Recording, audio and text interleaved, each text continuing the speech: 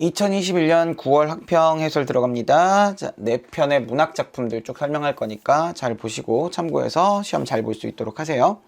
8개의 모자로 남은 당신 먼저 설명할게요. 박완서님의 작품이고요. 자, 남편의 죽음에 대해서 얘기하면서 이 남편이 남기고 간 8개의 모자. 암투병하다가 죽은 거라서 이게 치료하다 보면 머리가 빠지잖아. 그래서 이제 필요했던 8개의 모자에 관한 이야기예요. 그러니까 다른 것들은 다 다른 사람들을 나눠 주었지만 모자만 남았다 이거지. 이 남긴 모자들은 나름 이제 글쓴이, 그러니까 글쓴이라고 하면 안 되지. 이건 소설이니까. 서술자에게 되게 중요한 의미를 가졌고 남편에 대한 애정의 의미를 담고 있다. 이런 식으로 해석해 주면 될 거예요. 중요한 얘기부터 먼저 정리하고 갑시다. 먼저 핵심 정리. 기본적으로 이 소설은 1인칭 주인공 시점입니다. 1인칭 주인공 시점을 통해서 서술자의 심리가 굉장히 잘 드러내고 있는 거지. 직접적으로 드러나는 거 알죠? 두 번째, 죽은 남편과의 일을 담담하게, 그러니까 지금 당장 뭐 슬프거나 이런 느낌은 아니에요. 조금 지난 느낌이고, 그래서 남편이 나한테 이랬었지라는 조금 시간이 지나고 슬픔은 조금 가라앉은 느낌이랄까? 그 다음 세 번째, 남편이 남긴 물건인 모자하고 그 다음에 남편이 남긴 말인 틈바구니, 이 두 가지에 대해서 서술자가 어떻게 생각하는지가 구체적으로 드러나요. 이게 선제 있죠. 그 다음 네 번째, 죽은 남편에 대한 나의 사랑과 그리움, 이런 감정들은 이건 충분히 추론 가능하다는 얘기예요. 자, 여기는 뭐 구조는 사실 볼 게 별로 없어서 구조가 되게 뻔하거든요. 그냥 별 얘기가 없고 자꾸 뒤로 가고 그냥 이제 나오는 얘기들로 딱딱 떨어져 있어서 소설의 흔적이나 구조를 보기는 조금 어려워요. 그런 얘기들이 나와 있지 않고 인물 간의 관계 같은 것도 별로 없어서 그냥 내가 나라는 서술자가 남편에 대해서 고민하는 그런 부분만 나오잖아요. 생각하는 부분만. 그래서 이제 문제 선지로만 쭉 한번 확인해보고 정리하도록 할게요. 일단 20번 문제 먼저 봅니다. 자, 20번 문제가 독백적 진술을 활용하여 인물의 내면을 드러내고 있다고 했는데 이거 맞는 거죠? 알죠? 독백적 진술이라는 건 나의 대사를 통해서 할 수 있죠. 1인칭 주인공 시점이니까 이런 형태가 충분히 가능하죠. 인물의 내면이라는 것도 아까 있었던 우리 심리를 직접적으로 드러낸다. 이런 얘기들이 여기에 들어가는 거죠. 그 다음 두 번째 21번 문제. 이건 틀린 거 찾는 거였어요. 틀린 거 찾는 거였는데 나는 남편의 병세가 방사선 치료를 받으면서 나아지는 것을 느꼈다라고 했는데 근거가 되는 구절을 봅니다. 그는 이마가 까맣게 타도록 방사선 치료를 받았지만 방사선 치료를 받았어. 다시 해본 CT 촬영에서 암은 소멸되지도 줄지도 않은 채였다. 효과가 없었다는 얘기예요. 그러니까 되게 담담하게 털어놓고는 있지만 암이 전혀 줄지 않았구나, 효과가 없었구나, 이런 얘기하고 있는 거죠. 그래서 나아지는 것은 틀린 겁니다. 알죠? 그 다음 22번 문제, 틈바구니에 관한 얘기가 나와 있는데 틈바구니는 괜히 심각하게 굴었는지도 모르는 것, 내가 여기에 대해서 너무 심각하게 굴었나? 이렇게 생각해요. 또 남편이 얘기했던 그 말뜻 이상의 것, 이게 이제 둘 다 본문에 나온 얘기잖아. 그러니 이 두 가지를 의미를 살펴보면 실제로 나에게 이 틈바구니라는 것은 쉽게 해결할 수 없는 고민을 유발하는 그런 것이 바로 틈바구니다 라고 얘기할 수 있는 거지. 이 두 가지 생각을 하게 하잖아. 그쵸? 자, 그러니까 틈바구니의 의미에 대해서 옛날에 얘기하는 거였는데 틈바구니는 남편이 얘기했잖아요. 에휴, 평생 틈바구니에 낀 적이 있어야지. 처음에는 틈바구니에 낀 쥐 같잖아 이러면서. 그러니까 남편은 안타까웠던 거야, 아내가. 뭔가 곤란한 상황에 처해 있다, 뭐 이런 느낌의 틈바구니라는 걸 얘기했는데 그게 아내가 처음에 들을 때는 그런가? 이런 느낌이기도 하다가 듣고 들으니까 또 아니 남편 죽고 나니까 그런가? 뭐 이런 게 계속 이제 자기한테 가득 차는 거죠. 그래서 해결하기 어려운 거, 나는 남편의 말을 해결하기도 어렵다는 얘기기도 하고요. 나의 곤란한 상황이라는 얘기도 가능할 거예요. 그 다음 23번 문제 갑시다. 이게 이제 3번 선지를 보면 뭐라고 돼 있냐면 방사선 치료를 받는 남편의 빛에 대한 공포감을 덜어주려는 나의 모습이라는 표현이 나왔는데 요거 X인데 안 썼다. 이걸 해준 적이 없어. 이 사람이 해준 적이 없어. 암흑과 상통할 것 같은 죽음에 대해 느끼는 나의 두려움을 확인할 수 있다 그랬는데 죽음에 대해서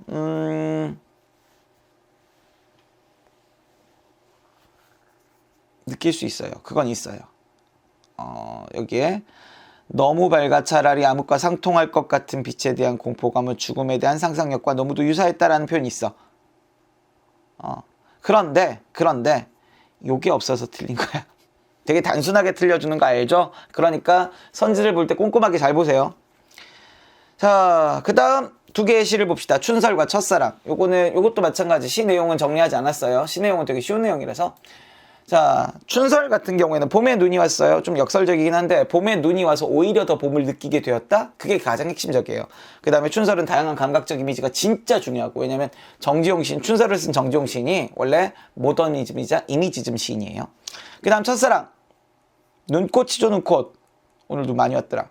눈꽃이라는 자연현상을 첫사랑에다 비유한 거죠. 원래 자연현상을 인간의 일에다가 비유하는 경우는 되게 흔해요. 그러니까 이게 원래 그 작가 혹은 뭐 시인 이런 사람들은 관찰을 열심히 하고 자기가 한 관찰에 대해서 확인해보고 이걸 어떤 의미부여를 하게 되는데, 이 의미부여가 이제 첫사랑으로 된 거지. 그런 부분에서 이게 총 4년으로 돼 있잖아요. 1년부터 3년까지는 계속 뭐예요? 눈이 노력하는 거야. 눈이 눈꽃을 피우기 위해서 나뭇가지에다 피우기 위해서 열심히 노력하는 거야. 근데 그 구조가 눈과 나뭇가지의 구조란 말이죠. 그러니까 이건 첫사랑 위해서 들이대는 인간, 얘는 그 대상, 이렇게 되는 거지. 이렇게 해서 드디어 피웠어, 눈꽃을. 눈꽃이기도 하고 제목인 첫사랑이기도 하고 시에서 표현하기로는 황홀이기도 해요. 저 황홀 보아라 이랬으니까. 그런데 사연에서 이걸 완전히 뒤집지. 봄에 그 자리, 이 눈꽃이 피었던 자리에서 뭘 퍼뜨려요? 세상에서 가장 아름다운 상처, 역설법인 거 알죠? 아름다운 상처라고 표현돼. 이게 바로 이 상처 자체가 사랑이에요, 사랑. 하지만 아름답지. 사랑이니까 아름다운데 왜 상처예요? 요 첫사랑의 상처 위에 올라왔으니까. 그런 식으로 얘기하는 거야. 이 사람이 이제 되게 그 성숙한 사랑을 얘기하는 그런 형태로 얘기하고 있는 거니까 역설법 정리해서 이렇게 찾아주면 쉬운 문제죠. 자, 춘설의 핵심 정리 먼저 봅니다. 다양한 감각적 이미지, 특히 흰 옷고름, 절로, 향기로워라 같은 거는 시각의 후각화 같은 공감각적 심상도 확인해 주시면 좋겠습니다. 굉장히 많은 심상들이 사용되어 있어요. 촉각적 심상, 시각적 심상 이런 것들 다 사용되어 있고요. 자, 그래서 이 심상은 당연히 생동감을 만들어준다. 두 번째, 영탄법. 이건 맨 첫 번째 문제로 잘 나오잖아. 잊지 마세요, 영탄법. 그 다음 첫사랑 핵심 정리 갑시다. 자연물에서 사랑, 인간의 의미를 발견했고요. 두 번째, 시어의 반복을 통해서 운율, 강조이기도 합니다. 세 번째, 시각적 이미지, 남분분, 싸그락싸그락은 청각적 이미지. 여기 시각적 이미지만 아니고 청각적 이미지도 분명히 존재해요. 여기 빠졌다. 그 다음 역설적 표현을 통해서 주제를 효과적으로 드러낸다. 이때 역설적 표현, 세상에서 가장 아름다운 상처 확인하시면 되죠. 문제는 세 문제입니다. 27번 문제 얘기해보세요. 두 시 모두 계절감을 드러내는 시여. 춘설은 제목부터 계절이야. 봄눈이야. 근데 헷갈리지만 안 되는 게 봄눈에서 눈에 꽂히면 안 돼요. 봄눈이 아니고 봄이에요. 봄. 봄이 더 핵심이에요. 봄에 오는 눈인 거야. 그러니까 시를 쓸만한 거지. 평범한 거면 시를 쓸 이유가 없지. 겨울에 오는 눈은 시의 대상이 아니죠. 특이하지 않잖아. 당연한 거잖아.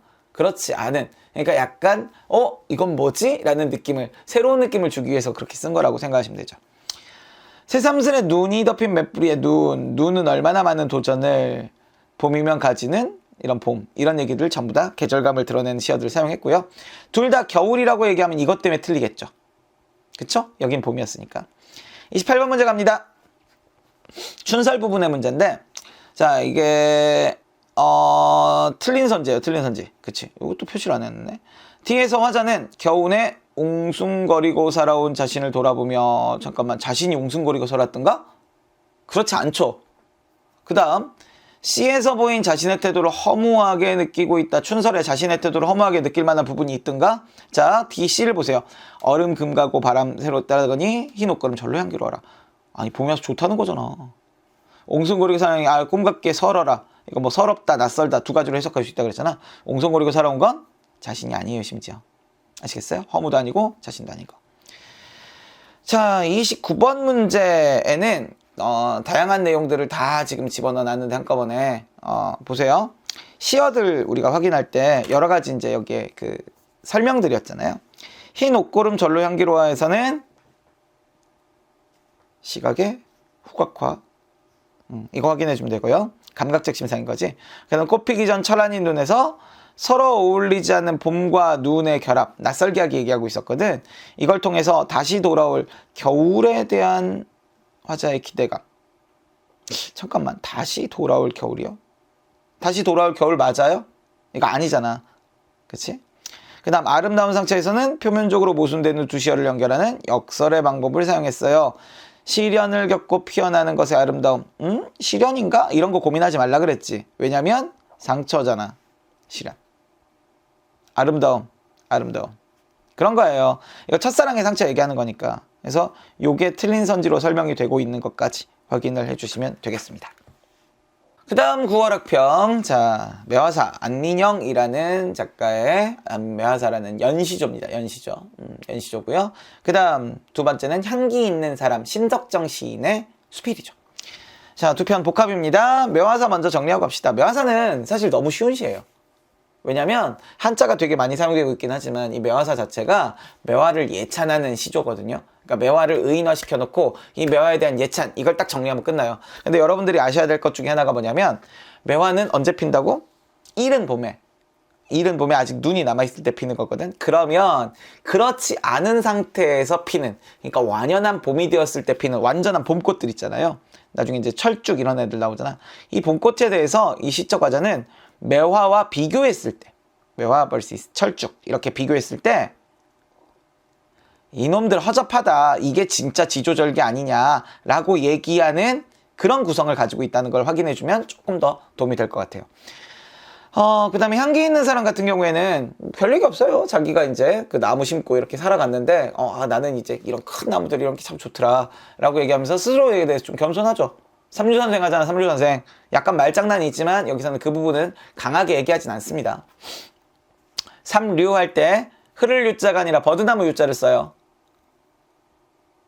본문에는 원래는 그렇게 돼 있거든. 친구들이 삼류 선생이라고 부를 때는 흐를 유자를 써요. 근데 이걸 자기 스스로 뭐라고 인식하는 거야? 오류 선생은 아니지만 삼류라고 해준다라고 긍정적으로 받아들이고 있는 거야. 한자가 나와. 한자가 친구들이 부르는 삼류 선생은 흐를 유자를 써. 1류, 2류, 3류 할 때 그때 3류야.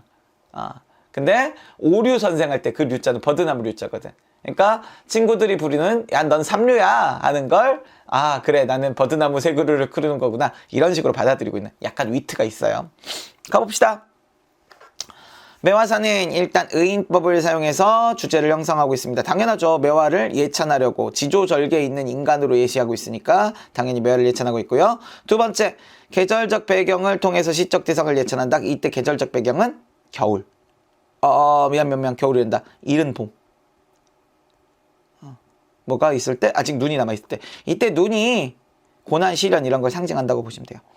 그 다음 두 번째, 향기 있는 사람. 핵심 정리 보시면 나무에 대한 글쓴이의 애정과 글쓴이의 가치관. 그러니까 이 사람은 참 큰 나무를 좋아한다. 태산처럼 경 높은 이런 나무 있어. 태산목 같은. 그러니까 처음에 나무들 쭉 이렇게 정리했잖아요. 그거잖아. 관목, 조그만 나무보다 악교목, 조금 큰 나무가 좋고 이 악교목보다는 교목, 아주 큰 나무가 더 좋지. 되게 좋다고 얘기하는 거야. 근데 뭐 악교목에 끌리는 정도 있고 등등등. 여기서 뭐가 제일 좋다 이런 느낌은 아니에요. 그 다음 두 번째, 다양한 감각적 이미지와 비유적 표현을 활용했다. 원래 시인이세요, 이분도. 자, 얘도 문제 선지로 가봅시다. 문제가 얘가 조금 많죠. 복합 지문들이 원래 문제가 많아요. 자, A와 B의 공통점 얘기했는데 A는 매화사에 있는 부분. 빙자옥질이여 매화 얘기입니다. 얼음 속의 옷 같은 절개, 옷 같은 그 품질. 눈 속에 너로구나 의인법이고요. 가만히 향기노와 황혼호를 기약하니 아마도 아치고절 우아한 풍치와 고고한 절개는 너밖에 없구나. 이 빙자옥질 아치고절 두 개 다 매화를 비유하는 표현입니다. B부분, 백년꽃 송이처럼 탐스러운 봉우리 어쩌면 향기를 가득 저장하고 있는 것만 같다. 지규, 아침 저녁 솔기 시흘러드는 그 향기를 맡아본 사람이면 알겠지 라고 얘기했죠.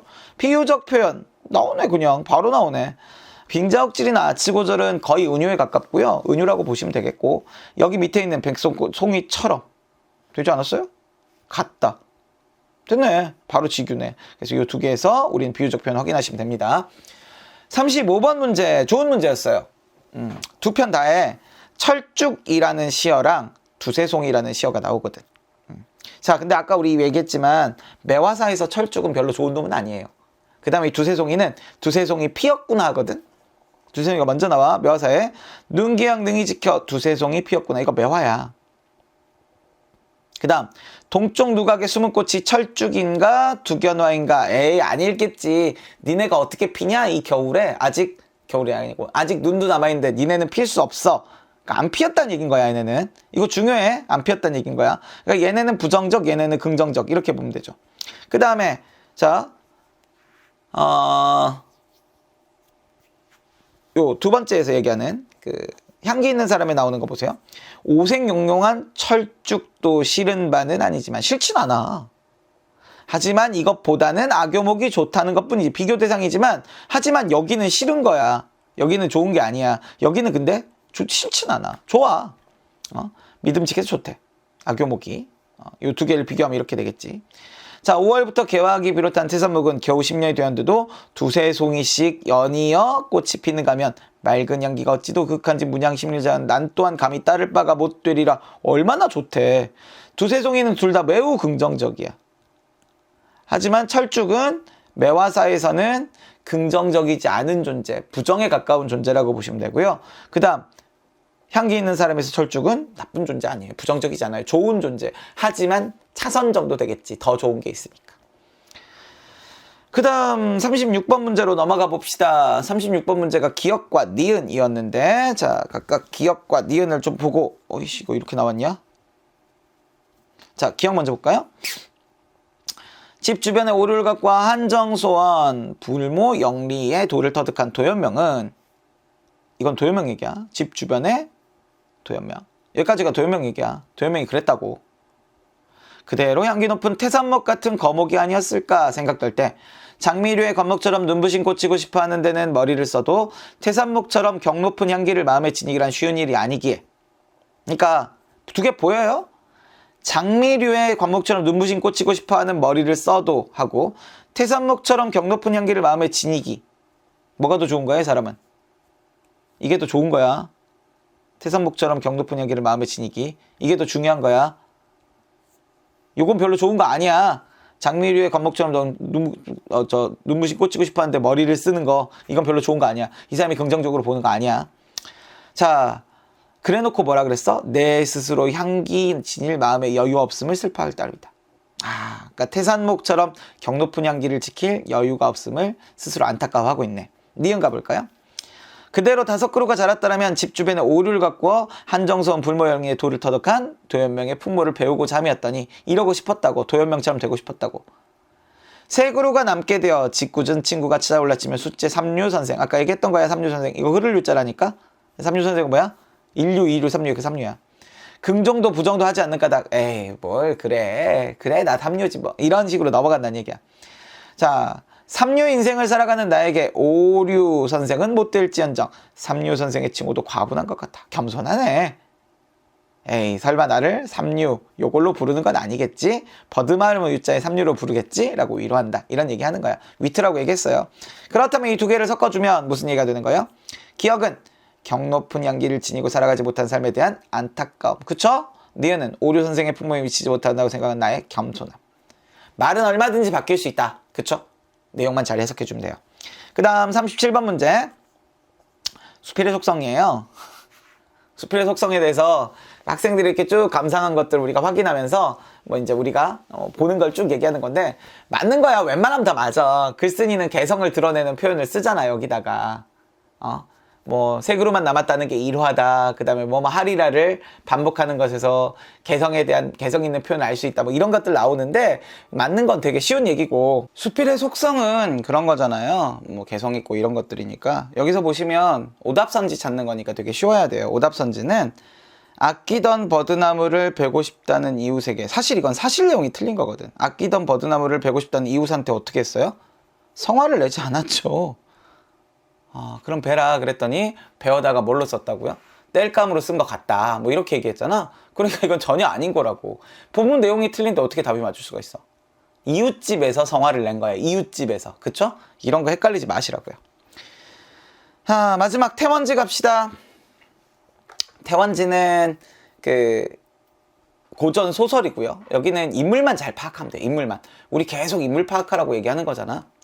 자, 일단 핵심 정리만 간단히 볼게요. 전지적 작가 시점인 건 당연하고요. 비현실적, 교훈적 이런 얘기가 나옵니다. 영웅소설이라고 하는데 사실 여기 영웅은 임성이에요. 그 다음 새로이 나라를 세우기 위한 과정을 보여주고 있다. 이게 이제 조금 더 들어가면 뭐 청나라 얘기도 나오고 그러는데 거기까지는 안 가셔도 되고, 태원국이란 나라를 세우는 걸로 되어 있습니다. 태원이 잘 듣고 있냐? 자, 인물과 사건 정리해 봅시다. 사건 1은 섬에서의 일입니다. 시작할 때 이야기였죠? 기억나실 거예요. 종황이 닭으로 황금빛 지네를 죽이는 사건. 이 종황은 조력자고요. 신이한 능력은 종황이 갖고 있습니다. 하지만 이 사람은 주인공이 아니에요. 조력자예요. 임성이 주군이라고 불리는 주인공이죠. 1000명을 받은 사람입니다. 종황을 칭찬해주는 장면이 나와 있고요. 그 다음 바다로 나갔습니다. 섬에서 나와서 임성이 순조로운 항해를 다행스러워하니까 종황이 뭐라 그래요? 네가 주공이 1000명을 받았기 때문입니다 라고 얘기하죠. 그러니까 해악이라는 사람이 1000명을 알고 막아주는 겁니다. 바다의 무리들, 나쁜 무리들을 못 오게 하는 겁니다. 그래서 풍랑이고 뭐가 없는 겁니다. 이렇게 얘기하죠. 자, 그 다음 중략 부분에, 자, 이들이 가다가 전국 옥세를 받았고 이 옥세를 한 섬에서 빼앗길 위기에 처해 있는 상황. 이게 이제 중략 부분에 나와 있고요. 사건 4가 이 섬에서의 이야기죠. 한 섬에 갔더니 주인이, 섬의 주인을 얘기합니다. 이 섬의 주인은 바로 광덕, 뒤에 나오죠. 서해용왕이라고 마지막 부분에 나와 있습니다. 종황한테 이 둘이 얘기하고 있어요. 보배를 내달라. 네게 아니지 않느냐. 네가 가질 게 아니다. 나한테 줘라. 이렇게 얘기하고 있는 거죠. 그래서 종황이 거절합니다. 근데 이 사람들이 우리 뭐 드라마 보면 그럴 때 있잖아요. 아니 그냥 얘기하면 될걸. 이건 내 게 아닙니다. 내 죽은 겁니다. 이렇게 처음부터 얘기하면 될걸. 괜히 얘네들은 서로 막 말도 괜히 하고 길게 하고 막 이러죠. 이건 왜 그래요? 갈등 구조가 나와야 되잖아. 자, 끝까지 종황이 거절하니까, 네. 그러니까 종황이 능력이 있는 건 알아요. 광덕이 이미. 그래 너 능력자긴 하구나. 하지만 네가 그렇다고 옥새를 가질 정도의 능력자는 아니다. 에이씨, 그냥 나 내놔라. 내가 너보다 훨씬 뛰어나거든? 이라고 얘기한 거야. 자, 그래도 되지 않으니까 주인이 배하고 일행을 전부 다 감춰버립니다. 자, 나중에 보니, 그러니까 원래는 주인이 종황이 옥새 주인 줄 알고 뺏으렸지만 임성을 보고 천명을 알게 되고 금방 고개를 숙입니다. 알아보는 거지. 그러니까 보통 사람은 아닌 거야.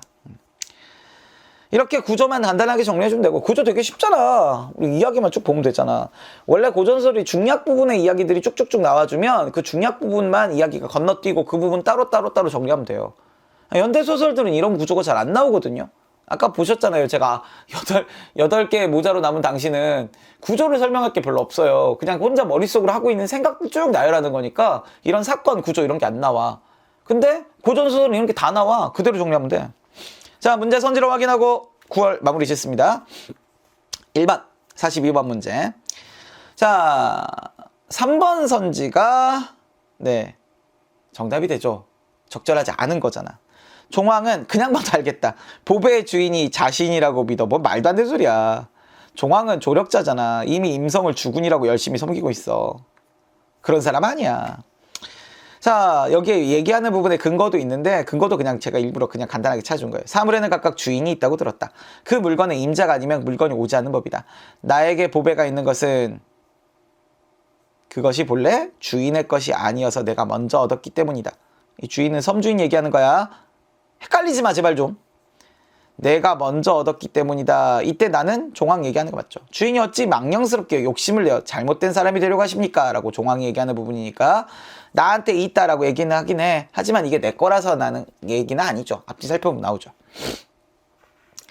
그 다음 두 번째. 자, 기억의 의미. 기억은 달개 깃털이었습니다. 이 달개 깃털을 통해서 진해, 황금진해를 물리쳤죠. 황금진해는 굉장히 무서운 요괴라고 생각하면 됩니다. 이걸 이제 요걸 미리 준비했다가 얘를 물리칠 수 있었던 거예요. 이걸 물리칠 수 있었던 부분에 대한 이야기는 종황이 대단한 신이한 능력을 가지고 있었다 이런 얘기인데 보시면 알 거예요. 아이고. 자, 보시면 알 거예요. 신이 늘상 큰 바다에는 온갖 괴이한 족속들과 요괴가 있을 것으로 생각해서 반수에게 준비시킨 것인데 생각이 들어마자 진해와 같은 독한 요괴를 없앨 수 있었다라고 얘기하는. 이거 그대로 나와요, 선제. 네, 그대로 나와요. 그러니까 앞뒤 읽어보면 되는 거야. 원래 고1 수준의 학력평가는 그래요. 그 다음 44번 종황의 대사입니다. 자, 44번 문제 A에 대한 설명인데 A가 종황의 대사입니다. 봅시다. 주인의 재주가 범상치 않으니 가히 하늘의 뜻을 알 것입니다. 섬주인 옛사람이 말하기를 옛사람의 말 하늘의 이치를 따른 사람 창성하고 하늘의 이치를 거스르는 사람 망한다고 하였습니다.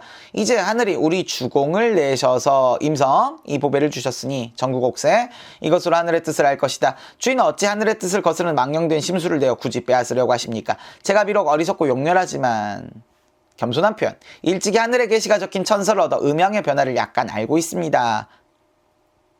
나 조화 좀 부릴 줄 알아. 정기적인 일 좀 할 줄 알아.